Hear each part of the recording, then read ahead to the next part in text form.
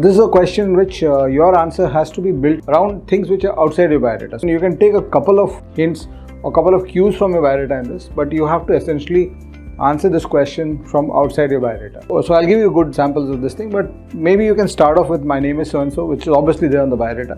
And I'm a mechanical engineer. My name is Arun Sharma. I'm a mechanical engineer who was passed out in this batch. This much cue you can take from your biodata and your profile. And maybe you can also say something like, as you can see on my biodata, this is who I am.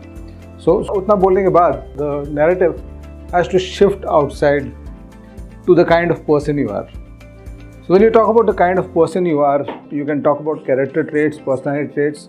Sir, I'm a very hard-working person. So you can start putting in stuff where you are trying to market yourself. खुद की तारीफ करना कभी सीखे हो तो this is a chance actually. So you have to build your perspective and look at how you can actually present your case such that the interviewer gets impressed by you in a 2-3 minute framework. So typically the answer can be somewhere around 45 seconds to 2 to 3 minutes. That's going to be the range of the answer. As I said, you can talk about strengths, weaknesses. If you answer prepare karoge strengths, weaknesses ka, you can bring part of it into this question.